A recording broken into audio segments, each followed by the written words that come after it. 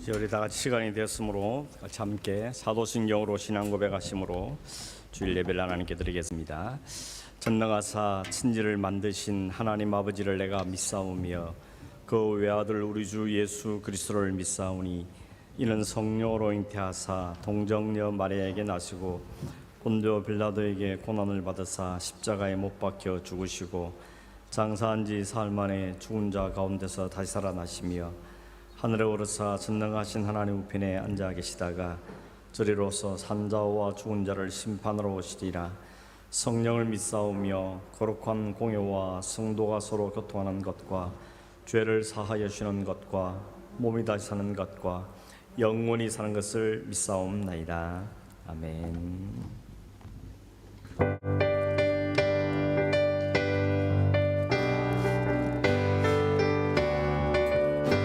주 안에 있는 나에게 다 같이 찬양 드리기 원합니다. 주 안에 있는 나에게 딴 근심이 있으랴. 십자가 밑에 나가 내 짐을 풀었네. 주님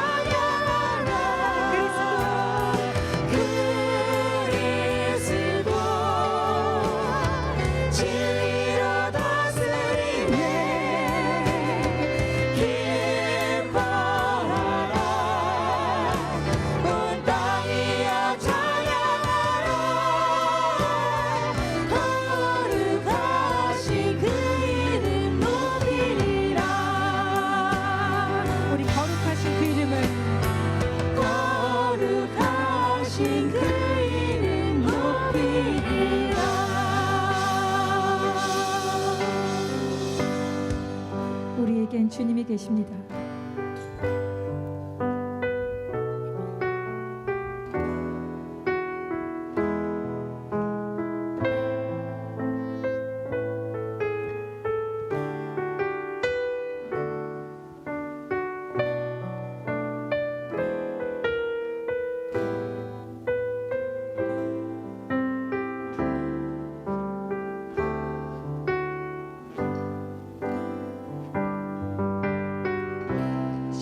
십자가를 잡으신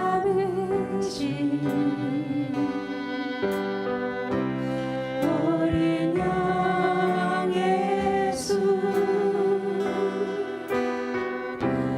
내 죄 씻어주시고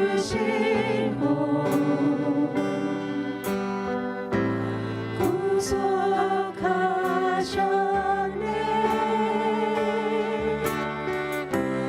어둠을 물리치신 세상의 빛 예수, 영광의 빛 비추사 자유케 하시네.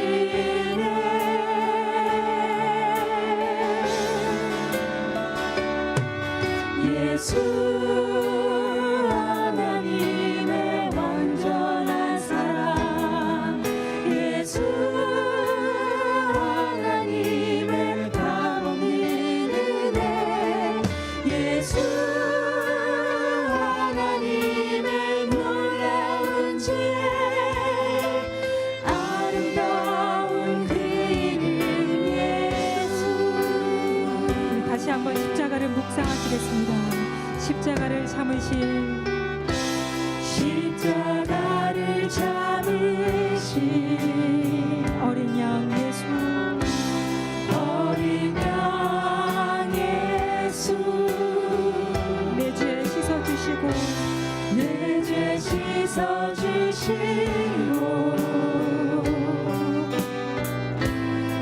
구속하셨네.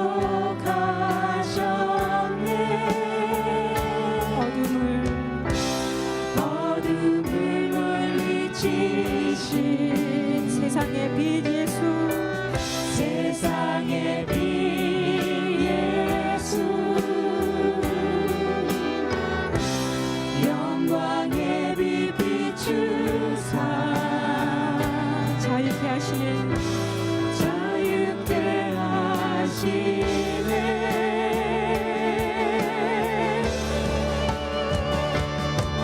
예수 하나님의 완전한 사랑, 예수 하나님의 값없는 은혜, 예수 하나님의 놀라운 지혜, 아름다운 그 이름 예수, 예수, 예수 하나님의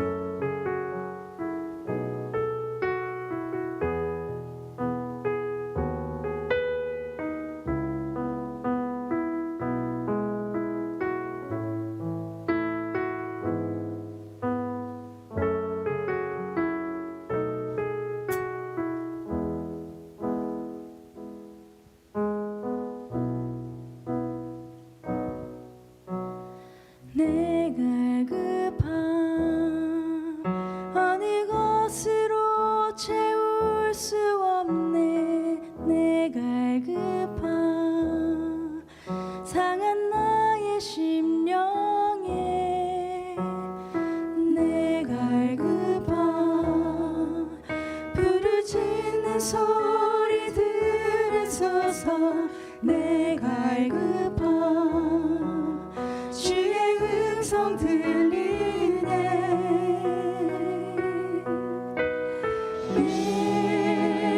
내게로 나오라. 영원히 영원히 목마름 전혀 없으리. 내게로 나오라. 가까이 가까이 생명의 근원 되신 주께. 우리 갈급한 심정으로 주님 앞에 나아가기 원합니다. 구하십시오.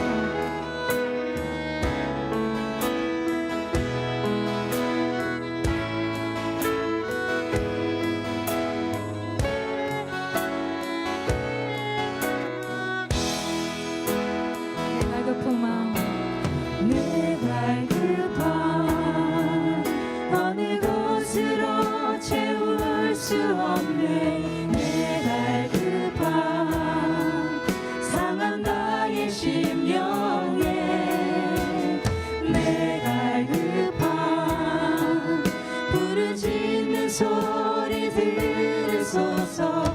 내 갈급함 주의 음성 들리네.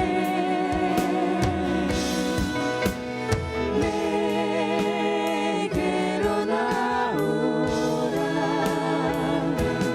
영원히 영원히 목마름 전혀 없으리. 내게로 나오라. 가까이 가까이 생수의 근원 되신 주께. 내게로 나오라. 영원히 영원히 목마름 전혀 없으리. 내게로 나오라.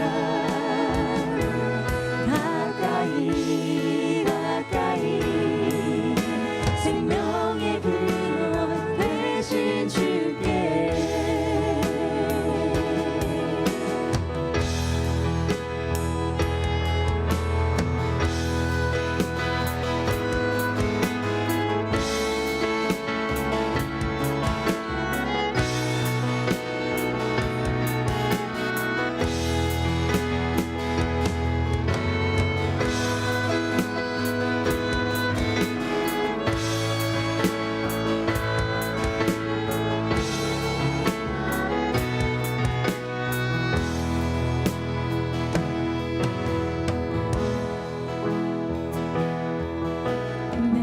내게로부터 눈을 들어 주를 보기 시작할 때 주의 일을 보겠네.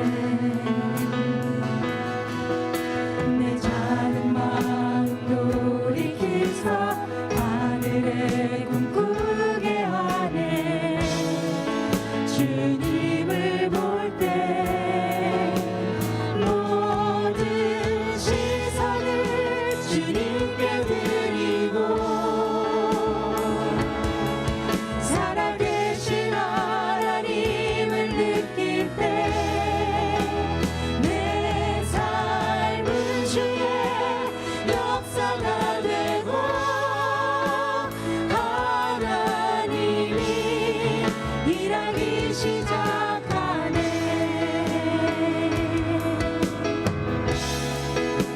우리 시선을 주님께 드리기 원합니다. 성령이 나를 변화시켜 성령이 나를 변화시켜 모든 두려움 사라질 때 주의 일을 보겠네.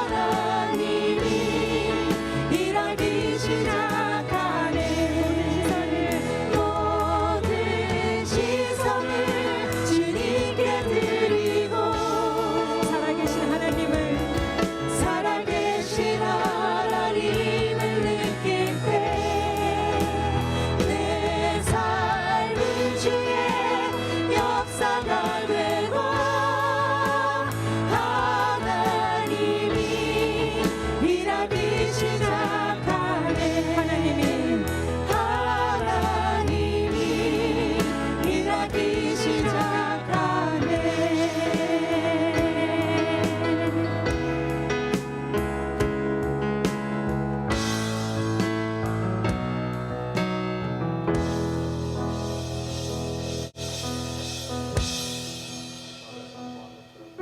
함께 기도하겠습니다. 하나님, 이 시간 주님께만 우리 모든 시선이 고정되고 하늘로부터 임하신 하나님 은혜와 복을 누리기를 원합니다. 우리 마음을 잘 다스려 주시고 우리들은 찬양과 기도와 헌금과 우리들은 헌신과 봉사를 받으시고 우리에게 충만한 은혜를 베풀어 주셔서 이 혼탁한 세상 속에서 믿음으로 승리한 삶을 살아갈 수 있도록 넉넉한 은혜를 우리에게 이날로 부어주시길 기도하고, 특별히 몸이 연약한 성도들 주께서 돌아봐 주시고 회복 연충을 주시고 하나님께서 강건케 세워주시기 위해서도 기도하고, 가정과 사업과 일터에도 하나님의 은혜를 베풀어 주셔서 주님을 찬송하며 예배하는 삶을 온전히 살아갈 수 있도록 성령 충만한 은혜를 우리에게 주시기 위해서 함께 기도하고, 우리들 자녀들의 예배 가운데도 주께서 함께 하시고 우리 가운데 역사하시기 위해서 우리 간절한 마음으로 잠시 한번 기도하겠습니다. 오신 하나님 아버지, 감사합니다. 우리를 한 주간 동안 삶의 터전을 주셨다가 이 시간에 우리를 불러 모아주시며 찬송하며 기도하고 하나님 앞에 겸손히 서게 하시니 감사함을 드립니다. 이 시간 우리의 시선이 주님께 모든 것을 되기를 원하고 주의 말씀에 귀를 기울이기를 원하고 우리의 찬양과 우리의 기도와 우리의 헌신과 우리 모든 분들이 하나님의 온전히 연락되기를 사모하며 기도합니다. 주의 그 신뢰와 능력으로 우리를 부어주시기를 원합니다. 이 시간도 주님의 영광을 받으시고 주님의 이름을 받으시고 우리가 하나님 말씀을 전신 잘 하시도록 주님이 역사하여 주시옵시고 주님의 큰 영광을 누리하시고 오늘로 모든 속에 하나님께서 올려서 주님의 말씀하시고 주님의 역사하시고 우리를 베풀어 주시옵시고 응답을 받아 주시옵소서. 아버지 하나님 감사합니다. 역사의 주권자 되시는 하나님 아버지, 지난 한 주간도 저희들을 눈동자같이 지켜주시고 오늘 이렇게 모여서 찬양과 경배를 드리게 하시니 감사합니다. 이 시간 온전히 주님께 신령과 진정으로 예배 드리는 시간 되기 원하며 온전히 주님만 높여드리는 시간 되기 원합니다. 수십 년 동안 신앙생활을 했음에도 불구하고 연약한 믿음을 가지고 주님의 뜻과 주님이 기뻐하시는 삶을 살지 못하고 있음을 고백합니다.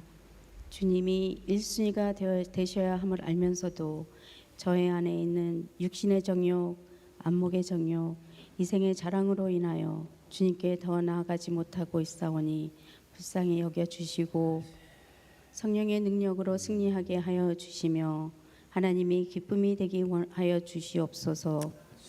오늘도 말씀을 준비하시고 전하시는 목사님 위에 성령 하나님 함께 하시어 그 말씀이 우리의 삶을 변화시키는 능력이 말씀되게 하시며 듣는 저희 마음이 옥토밭이 되어 아멘으로 화답하고 결단하는 시간 되게 하옵소서. 이 시간 말씀을 듣는 가운데 근심과 걱정을 주님 앞에 내려놓고 하나님이 주시는 마음의 평화와 감사가 있게 하시며 더욱더 하나님을 바라보며 갈망하며 하나님만이 우리들의 주인 되심을 고백하는 시간 되게 하시며 온전히 주님만 홀로 영광 받으시옵소서. 거룩하신 예수님의 이름으로 기도합니다. 아멘.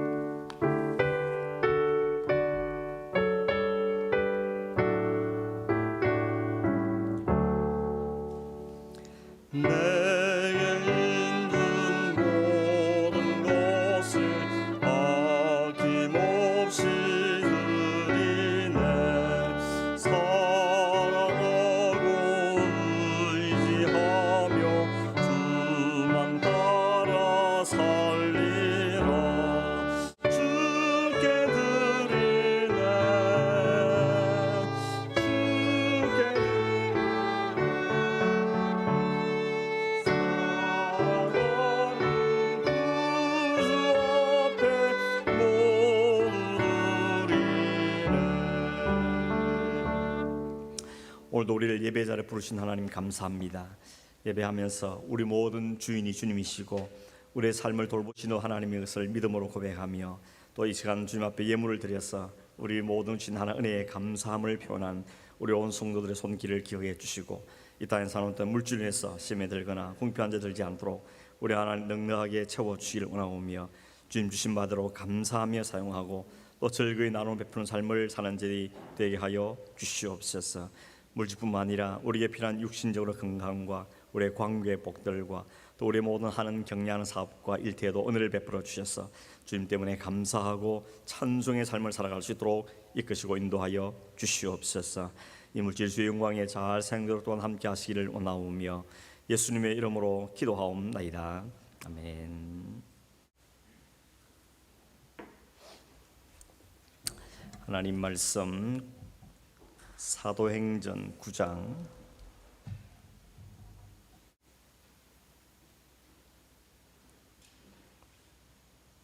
20절부터 31절까지 말씀 오늘 우리 같이 함께 읽도록 하겠습니다.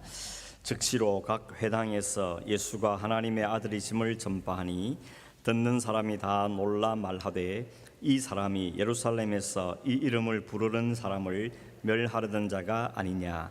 여기 온 것도 그들을 결박하여 대제사장들에게 끌어가고자 함이 아니냐 하더라. 사울은 힘을 더 얻어 예수를 그리스도라 정언하여 다메섹에 사는 유대인들을 당혹하게 하니라. 여러 날이 지나매 유대인들이 사울 죽이기를 공모하더니 그 계교가 사울에게 알려지니라. 그들이 그를 죽이려고 밤낮으로 성문까지 지키거늘 그의 제자들이 밤에 사울을 광주리에 담아 성벽에서 달아내리니라.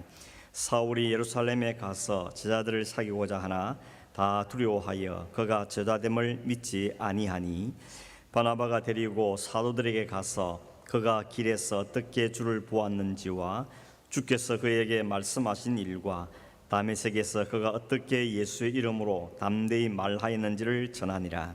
사울이 제자들과 함께 있어 예루살렘에 출입하며 또 주 예수의 이름으로 담대히 말하고 헬라파 유대인들과 함께 말하며 변론하니 그 사람들이 죽이려고 힘쓰거늘 형제들이 알고 가이사라로 데리고 내려가서 다소로 보내니라. 그리하여 온 유대와 갈릴리와 사마리아 교회가 평안하여 든든히 서가고 주를 경외함과 성령의 위로로 진행하여 수가 더 많아지니라. 아멘. 학교 행사가 있었다 그래가지고 의자에 이렇게 깔아져 있는데 여기 가득 찼으면 좋겠죠. 같이 기도하면서 이 자리 하나님 채워주십시오. 이렇게 함께 기도하는 마음으로 예배했으면 좋겠습니다. 오늘은 지난주에 이어지는 말씀을 전하려고 합니다. 지난주에 설교가 뭐였던가 또 혹 아무 기억이 안 나는 분 계시죠? 설교 제목이 하나님께 붙잡힌 인생이라는 제목이었습니다. 제목 들으니까 조금 기억이 나는 분도 계실지 모르겠습니다.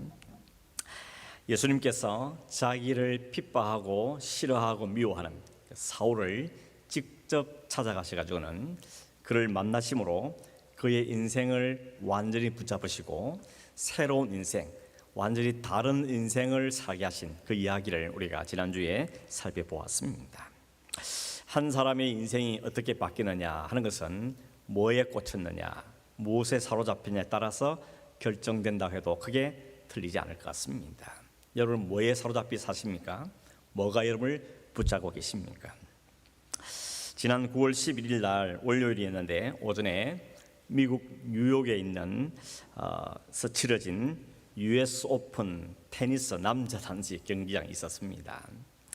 올해 마지막 메이저 대회여서 사람들이 관심을 많이 가졌는데 특별히 뭐에 관심을 많이 가졌는가 하면 20살짜리 세계 1위를 갖고 있는 알카라즈라는 선수와 36살의 이 조코비치 선수가 결승제에 맞붙어서 누가 이기는가 한번 보자, 이런 관심들이 사람들이 많았습니다.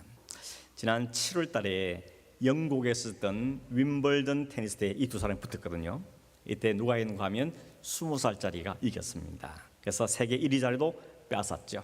사람들이 야 드디어 이제 36살에 나이 많은 조코비치는 이제 물러가고 새롭게 떠오른 젊은 신세대가 드디어 주름 잡는구나 이렇게들 생각을 했는데 그래도 한 번 더 다음 대회 때 한 번 더 보자 이런 마음으로 잔뜩 기대를 하고 있었습니다. 안타깝게도 준결승전에서 이 알카라즈가 1인대 3위한테 졌죠. 그래서 떨어지고 말았습니다. 그 준결승도 제가 한번 하이라이트로 봤는데 정말 멋진 경기를 했었습니다. 아쉬움이 있었는데 조코비치가 이 올라온 결승전은 메드베데프 선수를 이기고 우승을 했습니다. 이 우승을 하자마자 아주 대기록을 세웠습니다. 어떤 기록을 가면 남자 선수로서 테니스 선수로서 무려 4개 메이저 대회에서 24번째 우승을 한 대기록을 세운 겁니다. 보니까 US 오픈에서 4번 이기고 윈블던에서 7번 그리고 프랑스 오픈에서 3번 호주 오픈에서는 10번이나 우승한 그런 대기록을 세우게 된 것입니다. 아마도 이 기록 당분간 상당히 깨기 어려울 것 같고 다음에 또 한 명 하고 나면 이 기록을 깨우기가 쉽지 않겠다 하는 생각이 들었습니다. 그런데 이 자료를 보다가 24번이나 메이저 대회에서 우승한 사람이 조코비치만 있는 게 아니고 또 한 사람이 있는 걸 보았습니다.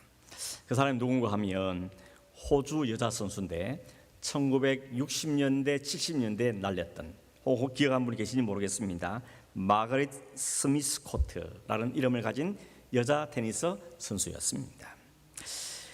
무려 50년 전에 이룬 달성한 기록이었기 때문에 엄청난 선수였겠다 하는 생각이 들어졌습니다. 그것도 호주 여자입니다. 여인이고 지금도 살아 있습니다. 82세랍니다. 42년생이니까 좀 되죠. 그렇게 되는 분이었습니다. 이 선수를 기념하기 위해서 저 호주 오픈이 열리는 멜번 가면 그 경기장 이름이 이 여자 선수의 이름을 따서 마거릿 코트 아레나 이렇게 이름이 붙어져 있습니다. 이분이 은퇴한 다음에 신학교에서 The Word of Faith Bible College라는 곳에서 신학 공부를 한 다음에 1991년도에 목사가 되었습니다. 여자니까 순복음재단 교회에서 목사 안수를 받고 1995년도에는 저 퍼스에다가 빅토리 라이프 센터라는 교회를 설립을 했습니다. 지금 이제 서치를 해보니까 지금 퍼스에서 거의 가장 많이 모이는 교회로 아주 역동적인 교회로 활동하고 있다 하는 것을 볼 수 있었습니다. 이 여자 목사님이 굉장히 강조하는 중 하나 뭔가 하면 이렇게 말했습니다. 나는 결혼이 성경에 기록된 바와 같이 한 남자와 한 여자의 연합이라고 믿는다. 그러면서 상대적으로 동성 결혼이나 혹은 동성에 대해서는 아주 강력하게 반대하는 이런 목소리를 높이는 여자 목사였습니다. 그러다 보니까 여러분 동성애를 지지하는 사람들에서는 상당히 반발이 심했겠죠. 아주 꼴불견이 생각해서 어쩌니 저 여자를 끌어내야 되겠다 하는 사람이 많이 생겼습니다. 그래서 멜번의 그 테니스 경기장 이름을 왜 저 여자 이름을 하느냐 다시 바꾸자 이런 움직임이 일어나기도 했고 뿐만 아니고 몇 년 전인 2021년도에 호주에 주는 상 중에 가장 큰 상을 이 여자가 받게 됐는데 그걸 사람들이 시기해가지고 반발이 아주 강력하게 일어났습니다. 누가 이렇게 반발했는가 싶어가지고 찾아보니까 그 중에 한 사람은 말콤 텀블이라는 전 연방 총리도 있었고 그 당시에 빅토리아 주의 주총리 그리고 서부 호주의 주총리도 아주 강력하게 반대하는 움직임을 벌였을 뿐 아니고 많은 언론인들, 의사 또 같은 테니스 출신들 이런 사람들도 이 여인에 대해서 강력하게 반발하는 것을 볼 수가 있었습니다. 이 마가렛 코트라는 여인이 어떻게 하나님을 만나게 되는고 그리고 어떻게 이렇게 말씀을 위해 사는 사람이 되었을까 하는 게 또 궁금해서 여기저기 찾아보니까 이런 한 이야기를 발견했습니다. 이 마가렛이 여자 세계 테니스를 석권하고 여왕이 된 다음에 엄청난 인기, 엄청난 돈, 엄청난 명예를 누리게 된 거죠. 그걸 충분히 누리고 또 아주 훌륭한 남자를 만나서 결혼도 하고 또 자녀를 놓고 잘 살고 있었습니다. 그런데 문제는 뭔가 하면 그렇게 많은 돈과 인기와 명예와 가정을 이루는데 불구하고 마음 한켠이 늘 공허하고 허전했던 것입니다. 이 여인은 어릴 때부터 그래도 천주교에 다니던 여인인데 지금까지 이 하나님에 대해서 깊이 깨닫지 못하고 마음의 한쪽에 공허감 느끼며 살았는데 하루는 길 가다가 자기 동창을 만났습니다. 그 동창을 오랜만에 만났는데 그 동창을 보니까 얼굴이 너무 환한 겁니다. 너무 행복해하고 너무 반가워하는데 얼굴이 환해서 도대체 네가 나보다 나은 게 뭐 있냐? 인기나 돈이나 명예나 내가 너보다 훨씬 나은데 나는 이렇게 마음 한 곳에 허전하고 공허가 있는데 너는 뭐 때문에 그렇게 행복하냐? 이런 마음이 확 생기더라는 겁니다. 그래서 친구니까 솔직하게 물은 겁니다. 넌 도대체 뭐 때문에 행복하냐? 라고 물었더니 이 동창이 말하기를 마가렛 우리 집에 하루만 놀러 와라. 그러고는 초대를 했다는 겁니다. 하루 초대를 받아서 그 집에 가서 같이 식사도 하고 같이 차도 마시고 이야기도 하고 그리고 그 집에서 하룻밤을 잤습니다. 뭐 평범한 이야기, 옛날 이야기 하면서 뭐 크게 다를 바가 없었는데 그 다음 아침에 자고 일어났는데 아침에 자고 일어났더니 그 집에 온 가족이 모여서 예배를 드리라는 것입니다. 가정 예배를 드리라는 것이죠. 그러고 나서 이 동창이 마가렛 하는 말이 아마도 너의 집과 우리 집의 차이가 있다면 요길 거다. 우리는 하나님께 예배하는 가정이다. 하나님을 우리 주인으로 모시고 살고 하나님 우리 가정을 돌보고 있다는 것을 믿고 살기 때문에 우리는 그 하나님 때문에 이렇게 마음이 평안하고 감사하고 은혜가 넘치는 삶을 산다.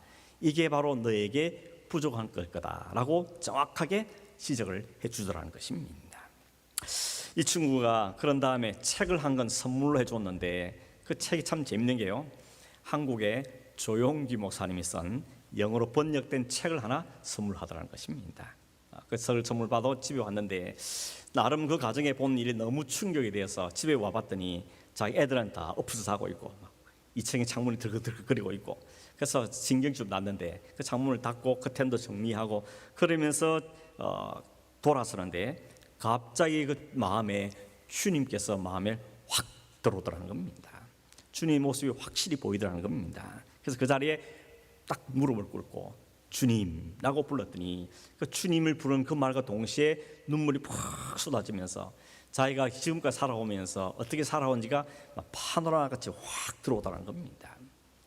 그러면서 주님 앞에 고백하는 거죠. 주님, 제가 너무 주님과 가까이 안 있고 멀리 떨어져 살아왔습니다. 그동안 인기도 누리고 명예도 누리고 많은 걸 누렸지만 주님과의 거리는 너무 멀리 살아왔군요 하는 것을 깨달으면서 크게 회개하고 주님 앞에 은혜로 나아가게 됐다는 것입니다.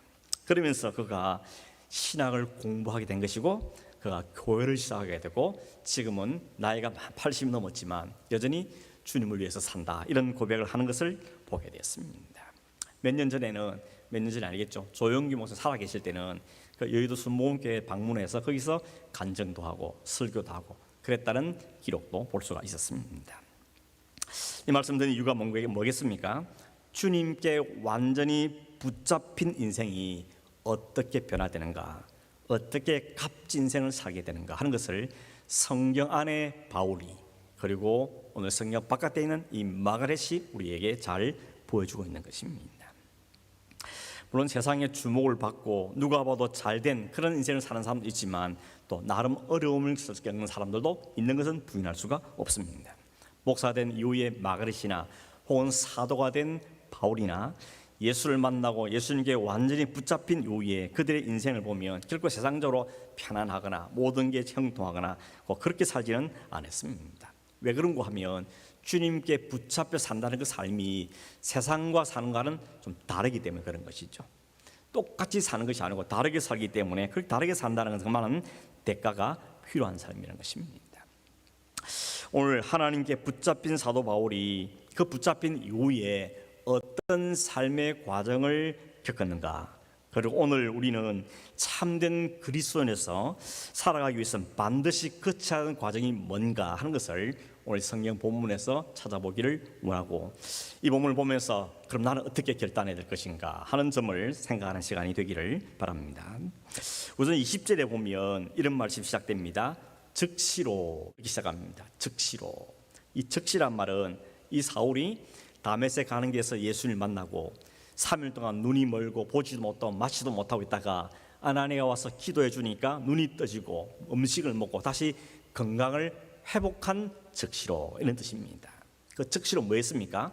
각 다메섹에는 각 해당에 다니면서 예수가 하나님의 아들이다 하는 것을 전하기 시작했다 그럽니다. 이 말을 들었던 사람들의 반응은 뭔가 하면 오늘 성경의 표현 그대로 말하면 다 놀랐다고 이야기합니다. 다 놀랐다. 그럴 수밖에 없겠죠. 아니 어제 며칠 전만 해도 예수 믿는 사람을 다 잡아가겠다고 공문서를 가져와가지고 그 기세등등하게 혈기가 살기가 넘치던 그 사람이 며칠 만에 갑자기 사람이 완전히 뒤바뀌어가지고 예수가 하나님의 아들이라고 전하고 다니니까 사람들이 놀랄 수밖에 없었던 것입니다. 그런데 재밌는 표현은 사울이 그걸 보면은 22절에 보면 힘을 더 얻어서 예수를 그리스도라고 증언하므로 다메섹 사람들이 당혹하게 만들었다 이렇게 이야기하고 있습니다. 사울이 왜 힘을 더 얻었을까요? 자기가 바뀐 것 때문에 예수를 증언하는 것 때문에 사람들이 막 놀라고 당황하는 걸 보면서 더 힘을 얻었다는 겁니다. 왜냐하면 자기가 결정하고 돌아선 것이 맞다는 것을 알게 된 겁니다. 아, 이게 맞는 거구나. 이게 바른 거구나. 그래서 사람들이 놀라는 것이 보면서 오히려 더 힘을 얻었다는 것입니다. 더 격려를 받고 그래서 더 열심히 예수가 그리스도이심을 증거하기 시작했다는 것입니다.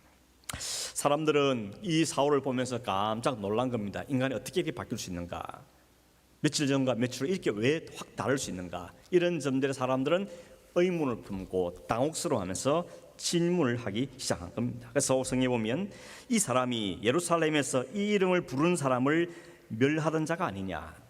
여기 온 것도 그들을 결박하여 대제사장들에게 끌어가기 위해 쏘이 아니냐라고 묻기 시작된 것입니다. 전에도 말씀드렸죠. 그리스도인은 세상으로부터 질문을 만들게 하는 사람이 그리스도인이라는 것입니다. 왜 질문한다 그랬습니까? 다르니까. 왜 너 나 다르냐는 겁니다. 왜 생각이 다르고 왜 방향이 다르고 왜 살아가는 모습이 나랑 다르냐? 다르기 때문에 질문을 하게 된다는 것입니다. 여러분, 우리는 질문 받는 사람이 되어야 되는 것입니다. 혹 여러분의 자녀가 여러분에게 질문하십니까?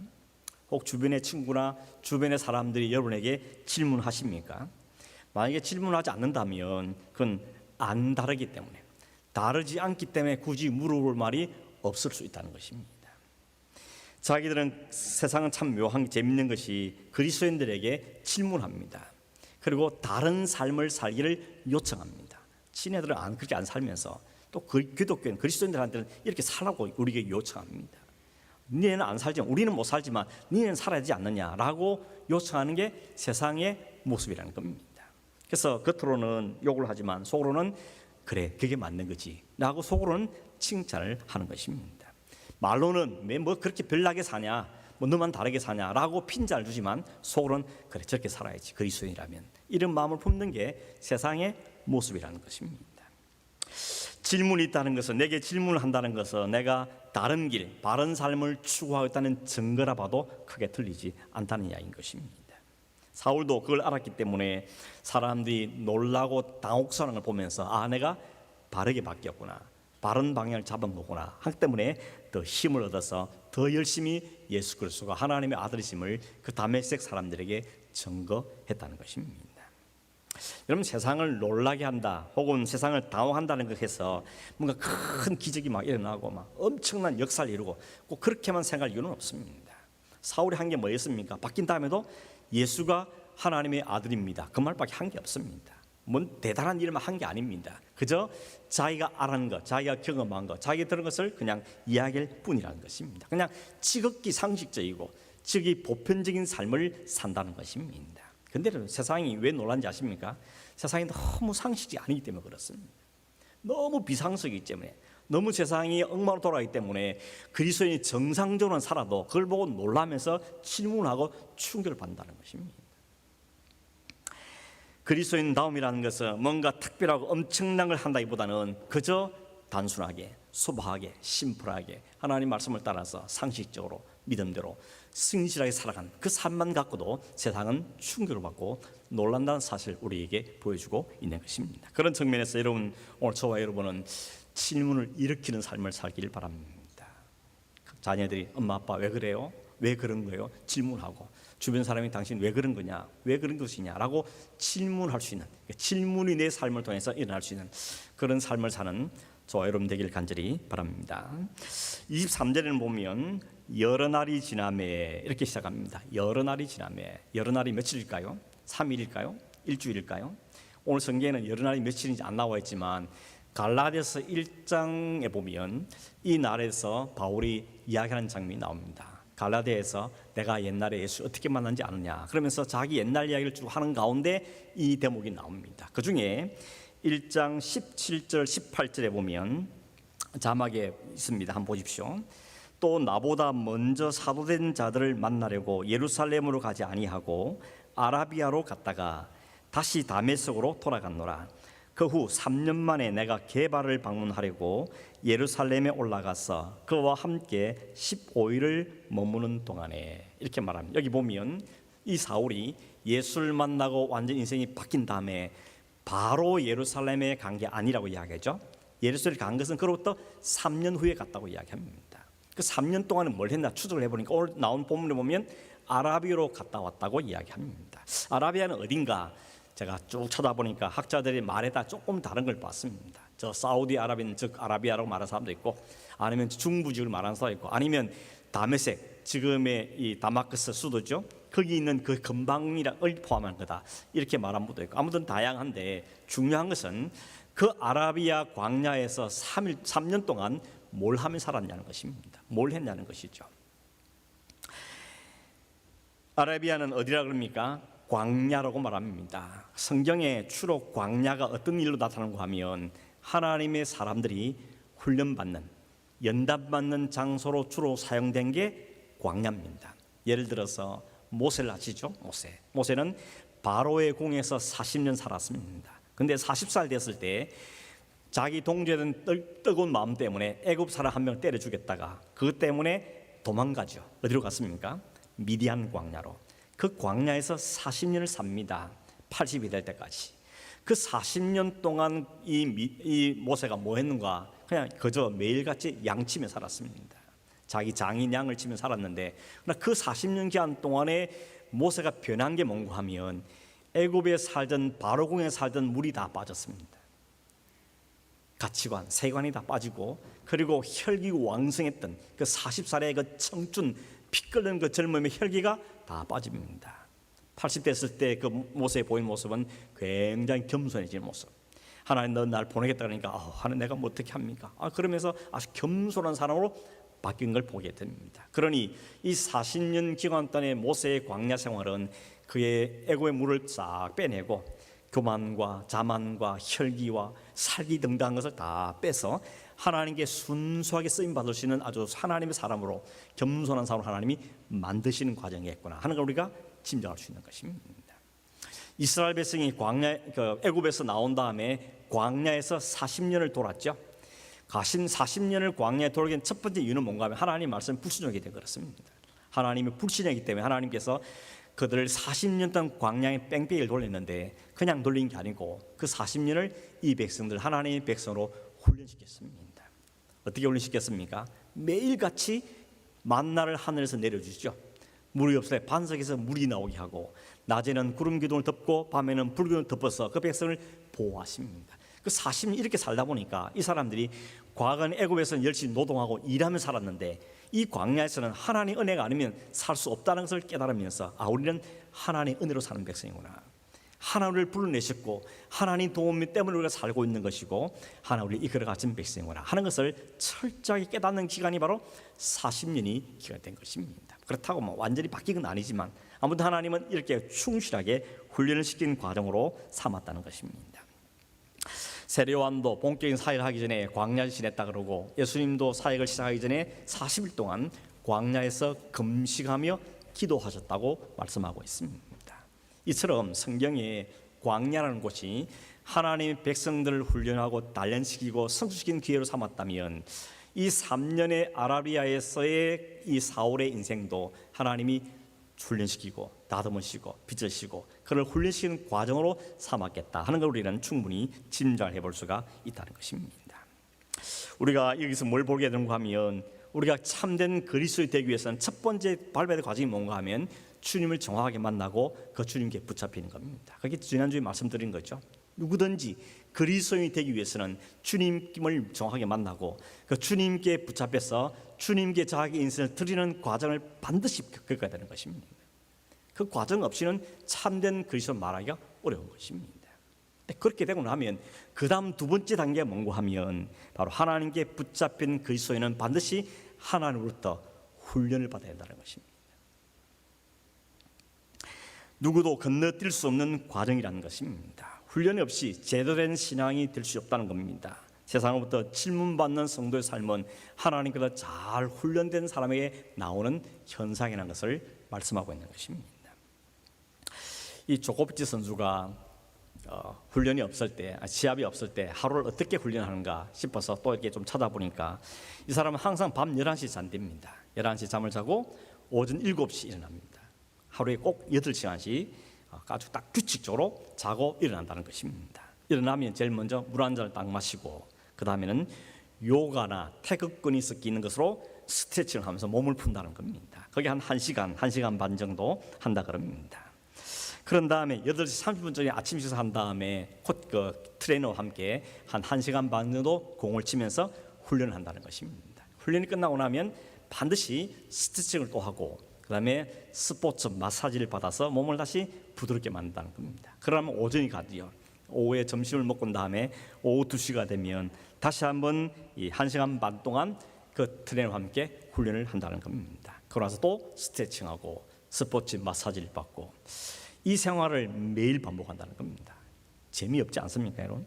매일 이것만 하고 어떻게 재미있게 삽니까? 그런데 그렇게 하지 않으면 그 당시 자신의 실력을 유지할 수 없는 걸 알기 때문에 이 선수가 매일같이 동일한 훈련을 반복한다는 것입니다. 조코비치 선수뿐만이 아니죠. 운동선수 치고 자기 관리에 충실하지 않은 사람이 어디 있습니까? 제가 손흥민 선수를 되게 좋아하는데 손흥민 선수의 특징이 뭔가 하면 양발을 잘 쓴다 아닙니까? 그렇죠? 오른발, 왼발 거의 구분이 안 될 만큼 어느 발이 주발인지 모를 만큼 잘 쓴다는 겁니다. 사람이 다 묻습니다. 코치도 묻고 선수도 묻습니다. 도대체 너는 어느 발이 주발이냐? 그랬더니 내가 원래는 오른발잡인데 어릴 때부터 자기 아버지가 왼발 훈련을 너무 치도록 훈련시킨 바람에 왼발이나 오른발은 구분이 안 될 만큼 거의 비슷하게 됐다는 겁니다. 태어난 게 아니고 타고난 게 아니고 매일같이 수없이 반복된 그 훈련이 그런 실력을 갖췄다는 것을 이야기하는 것입니다. 미국의 레너드 번스타인이라는 지휘자요, 작곡가고 음악가고 특별히 피아니스트가 있는데 이분이 한 말이 굉장히 유명하죠. 하루를 내가 연습 안 하면 내가 알고, 이틀을 연습 안 하면 아내가 알고, 3일을 연습 안 하면 관중이 한다. 이런 이야기를 했습니다. 이 말을 보니까 여러 사람이 또 여러 말을 많이 했던데 아무튼 이 사람이 원조인 것 같아요. 신앙도 마찬가지라는 겁니다. 훈련이 없이 그냥 태만 있으면 그 신앙은 성숙되지 않습니다. 자라지를 못한다는 것입니다. 누구든지 예수를 분명히 만나면 그가 예수님께 붙잡혀서 새로운 인생이 출발되죠. 그걸 우리는 본 어게인이라 그럽니다. 다시 태어나는 걸 말하죠. 다시 태어났으면 반드시 따라가야 되는 것이 성장과 성숙이 따라가야 되는 것입니다. 생각해 보십시오. 애가 태어나게 했는데 안 자란다 생각해 보십시오. 이거 얼마나 끔찍한 일입니까? 나이는 10살, 20살 돼 가는데 늘 누워 산다든지 안 자라면 이게 부모로 얼마나 큰 근심 걱정거리가 되겠습니까? 여러분 자녀를 왜 유치원 보내고 왜 프라이머리 보내고 하이스쿨 보내고 대학 보내고 막 사비도 타고 교육비를 보태고 픽업을 하고 왜 그렇게 하십니까?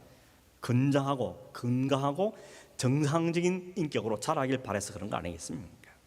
마찬가지인 것입니다.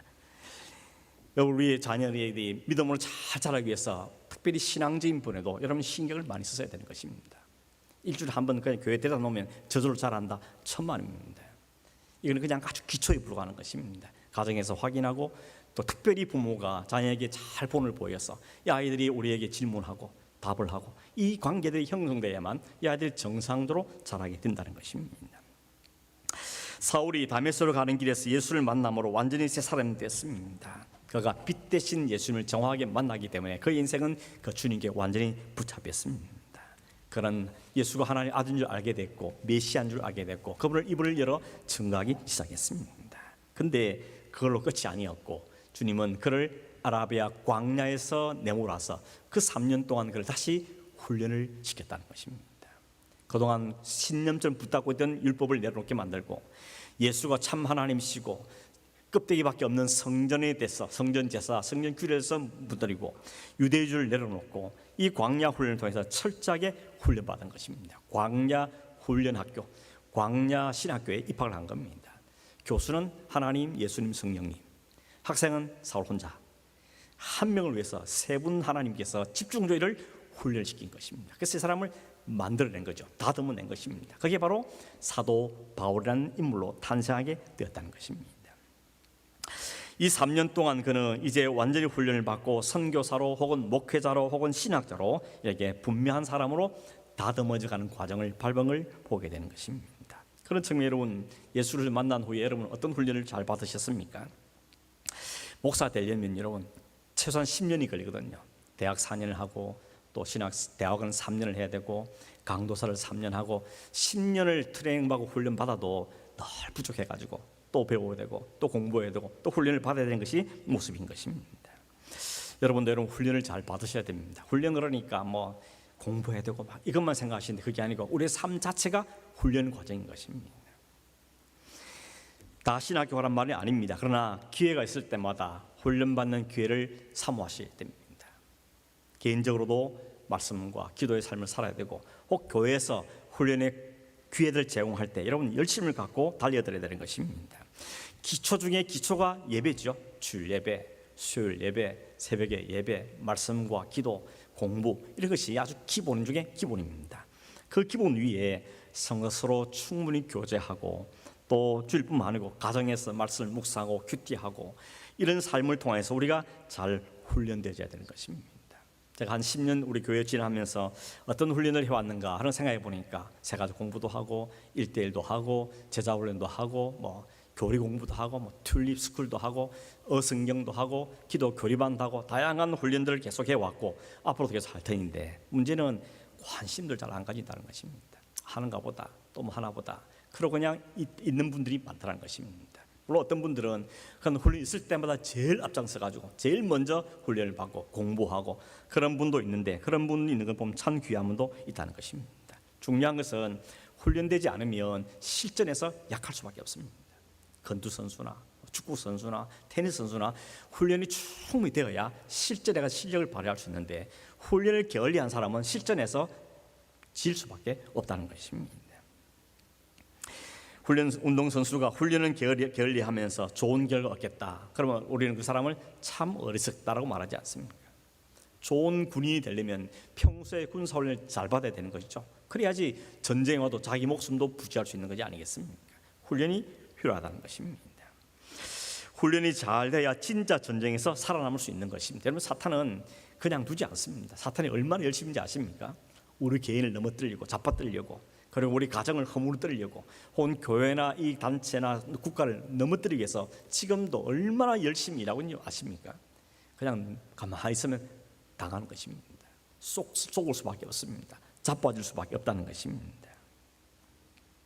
우리가 살고 있는 이 신앙의 세계가 그렇게 안전하지 않습니다. 오늘도 사탄은 열심히 하고 있기 때문에 우리가 정신을 차리고 잘 훈련되어 준비되지 않으면 그냥 자빠지는 것입니다. 오죽했으면 예수님도 잡아들리겠다고 이 사탄이 와서 시험하지 않습니까? 그 정도라면 우리는 더한 것입니다. 그럼 우리는 이 마지막 때에 정신을 바짝 차려야 되는 것이죠. 이 사울이 그렇게 주님을 만나고 광야 훈련 만나고 그래서 잘 준비했다고 해서 사탄이 그냥 포기하느냐? 그렇지 않습니다. 오늘 성경 23절에 보면 유대인들이 사울 죽이기를 공모했다 그랬습니다. 왜 유대인이 사울 죽이려고 그런지 아십니까? 전에는 같은 편이 있는데 이게 며칠 만에 몇 년 만에 갑자기 인생이 바뀌어버리니까 적이 되었으니까 적이니까 죽여야 되는 것입니다. 그래서 이 유대인들이 사울을 죽이려고 하는데 밤낮 성문을 지키면서 성문 나오기만 기다린 겁니다. 나오면 지도 새도 모르게 죽여버리겠다고. 이런 사람들이 생긴 것을 사울이 알고 그 형제들이 그 제자들이 알고는 그 사울을 밤중에 몰래 그를 성벽으로 달아내 광주리에 달아내 가지고 예루살렘이 안전하겠다 싶어서 예루살렘으로 보낸 것입니다. 그렇게 예루살렘에 갔더니 거기는 편안하고 안전했느냐? 그렇지 않더라는 겁니다. 26절에 보면 사울이 예루살렘에 가서 제자들과 함께 교제하고 싶었는데 제자들이 다 거부한 겁니다. 왜 그렇습니까? 사울을 알거든요. 저 사람이 어떤 인간인지. 저 인간이 예수 믿었다 그러는데 믿을 수가 없다는 겁니다. 그래서 사람들이 그 사울을 만나기를 꺼려하는 거예요. 거부하는 것입니다. 충분히 이해할 수 있죠. 그래서 하나님께서는 그 사울에게 누구를 붙여주는가 하면 바나바라는 사람을 붙여주는 것입니다. 바나바는 사도행전 4장에 나온 사람인데 자기 소유를 팔아서 교회에 바쳤던 사람이고 평소에도 가난하고 힘들고 어려운 사람을 돕는, 구제하고 돕는 일에 너무너무 열심히 있던 사람입니다. 그래서 사람들이 본래 이름은 요셉인데 사람들이 별명을 붙이지 않습니까? 바나바라고. 바나바 뜻이 뭔가 하면 위로의 아들이라는 뜻입니다. 그 하는 모습이 다른 사람이 힘이 되고 격려가 되고 위로가 되고 하니까 그 사람은 요셉이라고 놔두고 바나바는 이름으로 그를 불렀다는 것입니다. 그런 바나바가 사울을 위해서 나선 거죠. 제자들한테 이 사울을 데려간 다음에 이 사람이 어떻게 예수를 만났는지, 다메섹에서 무슨 일이 벌어졌는지, 그리고 그가 지금 어떻게 예수를 전하고 있는지에 대해서 이 바나바가 나서서 이야기하면서 내가 개런티할 테니까 나를 봐서도 믿어라, 이 사람을 받아달라라고 요청한 것입니다. 바나바는 예루살렘에서 모두가 인정하는 사람이기 때문에 사울 복음을 못 받아들여도 바나바를 보고 그 사울을 받아들이고 결정한 것입니다. 그래서 그때부터 본격적으로 사울은 제자들과 함께 예수를 복음을 전하는 인생을 살기 시작하게 되는 것입니다. 하나님이 이렇게 일하십니다. 나 혼자만 두지 않고요, 내가 꼭 필요한 사람을 붙여주시는 것입니다. 오늘 우리에게 누가 바나바입니까? 잘 살펴보십시오. 하나님 우리 혼자 두지 않습니다. 반드시 우리에게 나를 위로하고 내 힘이 되고 격려되고 동행할 수 있는 사람을 반드시 붙여주십니다. 그게 부부일 수도 있고 부모와 자녀일 수도 있고 형제일 수도 있고 혹은 수는기도를 짓고 혹은 공동체 안에 그런 사람이 있을 수도 있는 것입니다. 혼자 두는 법은 없습니다. 만약에 나 혼자뿐이라 생각하면 계시다면 아직도 나에게 붙여진 바나바를 못 봐서 그런 것이고, 또 한편으로는 교만을 떨어가지고 나 혼자서도 신앙생활 할 수 있어, 뭐 누가 필요해, 이런 교만을 떨기 때문에 하나님 붙인 바나바를 못 볼 수 있는 가능성이 있다는 것입니다. 여러분, 바나바는 안디옥의 교회가 세웠다는 소식을 듣고 예루살렘에서 파송한 목회자입니다. 안디옥의 교회가 썼어? 그렇다면 목회자를 보내야지. 누굴 보낼까? 제일 신실한 사람을 보내자. 그래서 보낸 사람이 바나바였던 것입니다. 그런데 바나바가 가면서 자기 혼자 안 가고 자기가 변호했던 사울을 고향까지 찾아가서 데리고 와서 같이 안디옥에 가서 1년 동안 동역을 하는 것입니다. 그래서 여러분 아는 것처럼 그 안디옥에서 처음으로 그리스도인이라는 명칭이 생기기 시작했죠. 저 사람은 그리스도를 따른 사람들이다, 그리스도를 닮은 사람들이다, 저 사람들이 그리스도의 향기가 드러나는구나, 이런 의미에서 이름을 그리스도인이라고 교인들 이름을 부르기 시작했다는 것입니다. 그리고 1년 후에 바나바와 이 바울은 안디옥의 파송을 받아서 첫 번째 선교사로서 출발하게 된 이런 열매로 나타나게 된다는 것입니다. 이런 측면을 볼 때 여러분, 사울에게 바나바는 어떤 존재입니까? 늘 그때 힘이 되는 사람, 격려가 되는 사람. 사울도 여러 가지 일 통해서 어려움도 당하고 모함도 당하고 위험 당하고 욕을 얻어먹을 때 언제나 곁에 있는 사람, 나를 변호해 줄 수 있는 사람, 나를 자신을 내세워서 개런티해 줄 수 있는 사람, 이런 사람이 바로 바나바였다는 것입니다. 힘이 되고 격려된 사람, 위로가 되는 사람이라는 것입니다. 아마 여러분도 그런 사람이 있죠. 내가 너무 힘든데 어려운데 참 난감한데 누군가 와서 위로의 말을 던져주고 옆에 같이 서 있어주고 손을 꼭 잡아주고, 그런 사람이서 얼마나 힘이 되고 얼마나 위로가 됩니까? 사실 그런 분들 때문에 내가 버틸 수 있지 않습니까? 그 힘으로 사는 것이죠. 그게 부인이 남편이 될 수도 있고 자녀나 부모가 될 수 있는 것이죠. 오늘 여러분에게도 여러분 바나바를 붙였다는 사실을 꼭 기억할 수 있기를 바랍니다. 그리고 그분들이 내게 있다는 것이 얼마나 감사한 일입니까? 우리 홀로 서게 하는 게 얼마나 어렵습니까? 근데 같이 있게 하는 것이죠. 지난번에 말씀드린 사람 인자는 두 사람이 서로 기대고 있는 모습에 그렇지 않습니까? 이게 인간이 살아가는 삶의 태도라는 것입니다. 뿐만 아니고 여러분도 이제는 누군가의 바나바가 되어 주셔야 되는 것입니다. 어떤 분 그런 말이죠. 내가 옛날에는 어느 권사님, 어느 장로님, 어느 분 나를 너무 키워 잘해서 너무 감사했다고. 근데 아직까지도 그것만 요청하는 사람이 있습니다. 아니요, 이제는 여러분이 성장했지 않습니까? 여러분이 인생 신앙 경력 쌓였고 신앙 연수가 어느 게 됐는데 아직도 누군가 나를 돌봐주기만 기다리고 있다면 그건 너무 어리석은 것입니다.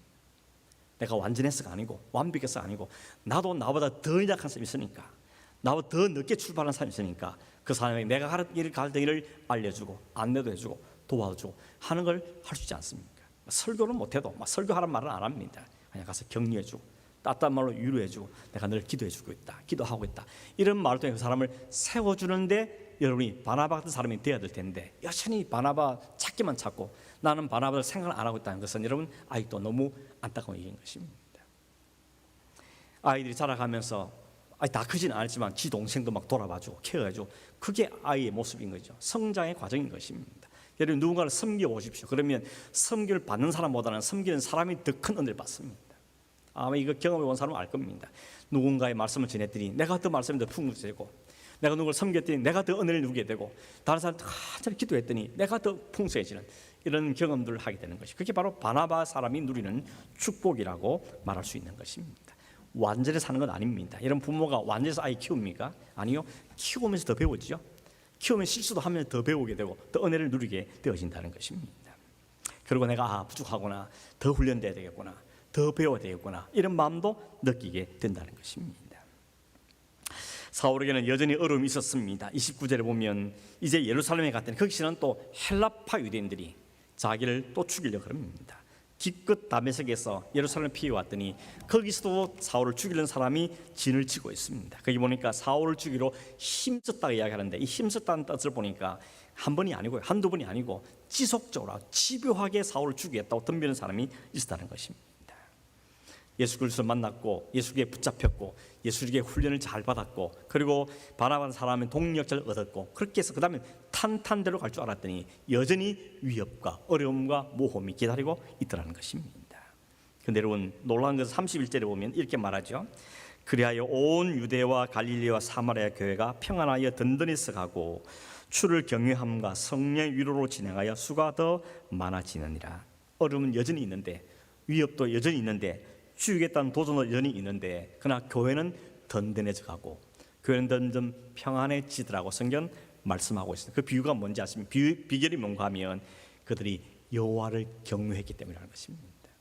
여호와를 경외했단 말은 주님만 바라보는 겁니다. 주님만 의지하는 걸 말합니다. 상황과 환경과 형편만 보는 게 아니고 이 모든 상황 가운데 우리의 은혜를 베푸신 그 주님을 바라보았기 때문에 그들은 평안할 수 있다는 것입니다. 서로 위로자 될 수 있다는 것이죠. 그러다가 성령께서 그들 가운데 함께 하시면서 그들에게 위로를 더해 주셨다는 것입니다. 이것이 성도의 삶입니다. 성도가 그 시대를 반드시 겪는 과정은 주님을 정확하게 만나고 주님께 붙잡히는 것입니다.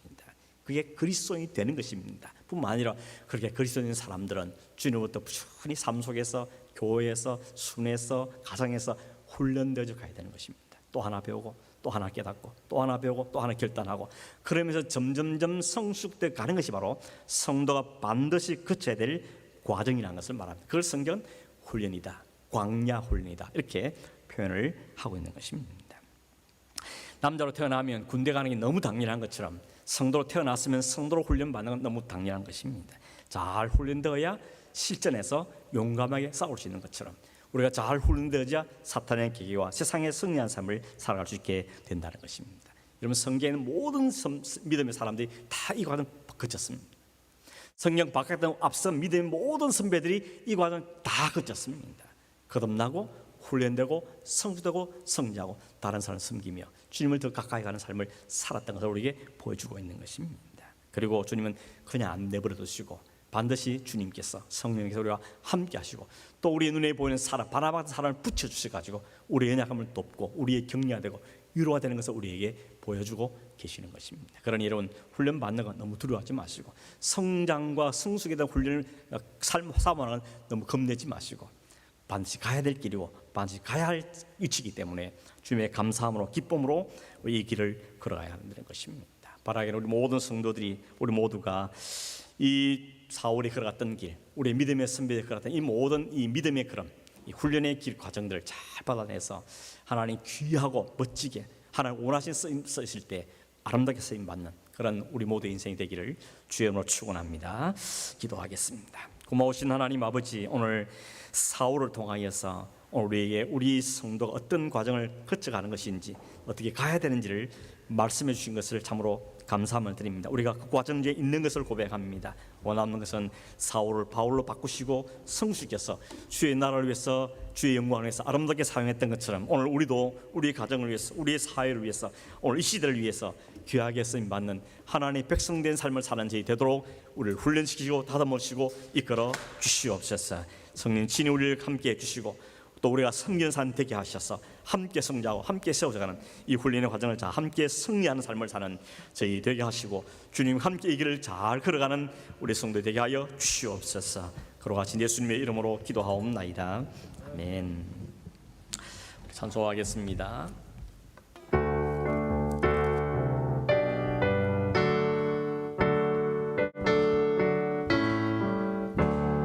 주와 같이 길 가는 것 즐거운 일 아닌가. 우리 주님 걸어가신 발자취를 밟겠네. 한 걸음 한 걸음 주 예수와 함께 날마다 날마다 우리 걸어가니 어린아이 같은 눈이 미련하고 약하나 주의 손에 이끌리어 생명길로 가겠네.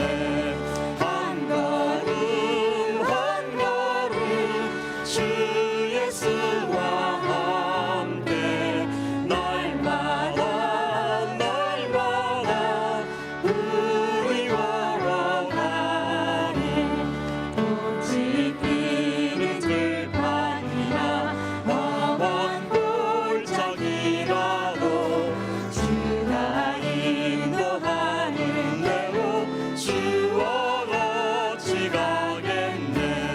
한 걸음 한 걸음 주 예수와 함께 날마다 날마다 우리 걸어가니 선지자의 녹같이 우리들도 천국에 들려 올라갈 때까지 주와 같이 걷겠네. 한 걸음 한 걸음 주 예수와 함께 날마다 날마다 우리 걸어가니. 주 예수 그리스도의 은혜와 하나님 아버지의 크신 사랑과 성령의 위로 교통하심이 오늘도 주님과 함께 이 믿음의 걸음을 걸어가기를 소망하는 온 성도들 위해 지금부터 영원토록 함께 있을지어다. 아멘.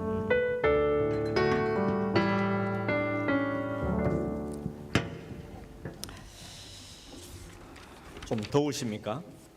날씨가 오늘 덥다 그랬는데 그래도 실내는 좀 낫죠. 그래도 오늘 예배 오신 분들을 진심으로 또 환영합니다. 예배 후에 또 식사하시고 또 교회도 하시고 그렇게 가시기를 바랍니다. 지금 제가 계속 설교를 빌드업이란 큰 타이틀 안에서 말씀을 계속 전하고 있습니다. 다음에 전할 말씀이 우리가 선교적인 삶을 살자. 이게 이제 빌드업의 다음 과정인데 때마침 우리 교회에서 후원하고 계시는 문성 선교사님께서 방문하시기로 하셔서 다음 주에 선교에 대한 말씀을 한번 듣고 또 그 다음 주에 제가 또 선교에 대한 말씀으로 우리 함께 말씀 나누려고 그렇게 생각을 합니다. 다음 주에 사모한 마음으로 다들 오시기를 바랍니다. 우리 청년부 수련회가 은혜 가운데 잘 맞춰져서 감사하고 또 기도해 주시고 또 후원해 주신 분들께도 진심으로 감사함을 드립니다. 계속해서 관심 가지시고 또 기도해 주시고 격려해 주시기를 바랍니다. 북한 중보 기도 모임에 대한 광고가 있죠. 우리 교회 자체로 하는 건 아니고 이 시드니에 있는 분들 중에 북한을 품고 특히 북한 동포를 품고 이 북한 땅이 복음으로 하나 되길 바라는 이런 마음을 가진 분들이 기도하길 원해서 저희 그레이스 홀을 사용하기를 원합니다. 그래서 기꺼이 허락을 했습니다. 그리고 우리 교회도 성도 중에도 나도 이 북한을 위해서 기도하는 모임에 함께 하고 싶습니다 하는 분도 있으면 기꺼이 참여할 수 있도록 그렇게 말씀을 드렸습니다. 매주 화요일 날 저녁 7시 30분에 그럴 수 있는데 시간 되시고 또 마음이 있으신 분들은 사모함 주신 분들은 함께 참여하셔서 이 북녘 땅의 우리 동포들을 위해서 또 하나님께 역사해 주셔서 아름다운 복음 안에 통일된 일들이 있기를 위해서 기도하는 일에 함께 하시기를 바랍니다. 다음 주에 우리 교회가 소속해 있는 대항주 예수교 장로회 시드니 노회가 열리게 됩니다. 저희 그레이스홀에서 모이게 되고 또 이번 노회를 기점으로 우리 새롭게 선출된 장로님들 시험도 치고 또 하는 이런 과정들이 있어서 특별히 광고를 드립니다. 예수 기도해 주시기를 바랍니다. 이제 우리 다 같이 자리에 나셔서 오늘 의자는 그냥 그대로 두면 됩니다. 왜냐 학교 행사에 있어서 이렇게 미리 깔아놨는데 우리가 다 앉을 줄 알고 깔아놓은 것 같은데 감사하게 생각합니다. 이 자리를 채우기를 간절히 바라고 해주시길 바랍니다. 우리 다 같이 축복송을 하도록 하겠습니다. 축복합니다.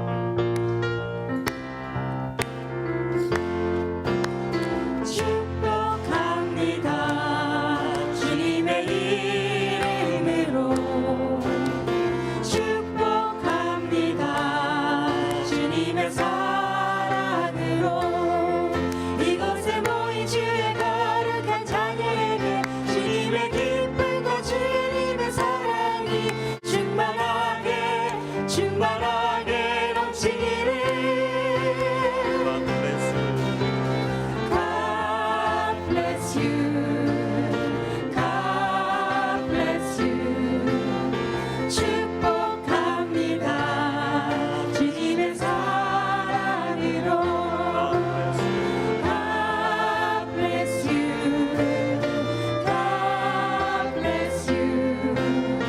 축복합니다. 주님의 사랑으로.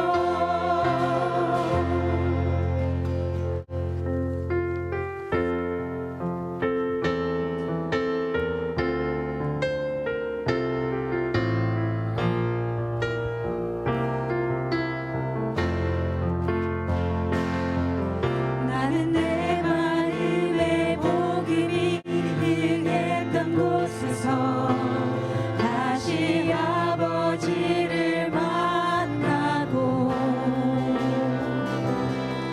주님 내